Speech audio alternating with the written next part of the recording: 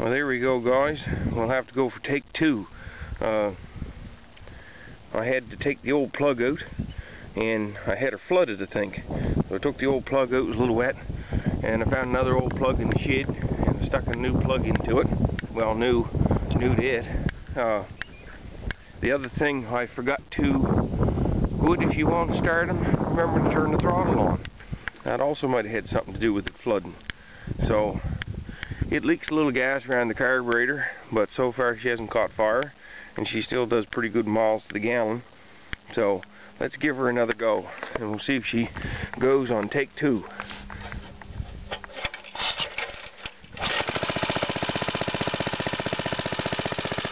Now look at there.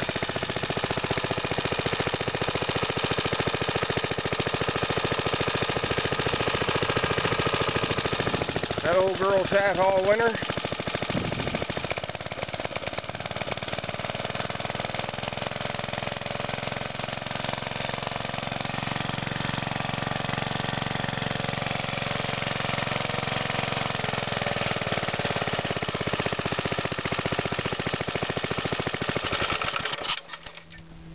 Smokes a little, coughs a little, the choke don't work, but it's probably at least 25 or 30 years old.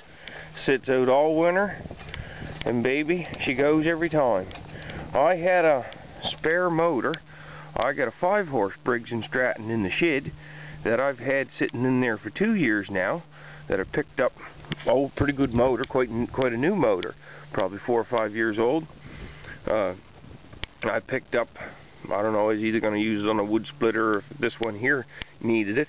And I think this old motor must have knew that I got the newer motor in the shed, because she ain't given up yet. So sounds like she's going to be purring and going for another year. Now I'm going to do a little more land breaking up. I have this piece here that I'm going to till, and I think I'm going to put strawberries in. But I was doing a little work down in the orchard. I don't have all the holes dug yet, but I got, if you look up across here, kind of looks like I got a small cemetery getting going. But I'll get the orchard started. And I just, these piles that are in front of the stakes that I put around are just the sod that I took off the top. I never got a chance to turn it up last fall, so those sods, some of those sods have been out for a week now. When I get my trees and get them planted in the hole, I'll shake most of the topsoil out of those sods and put it back on the top, mix a little compost in there with it, and then I'll throw most of whatever sods is left back into the compost pile and let them rot up for a year, and then they'll come back out on the gardens next year. I got 4 more stakes down the road here, if you see.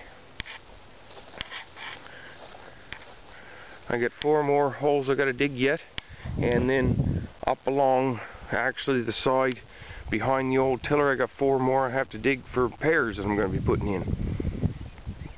Anyway, that's a little ode to the old Simpson Sears Briggs & Stratton tiller. She's a front-time, jumpy old thing, but it's been keeping me gardening for, like say, 15 years, and I have no idea how many gardens it tilled up before I bought it.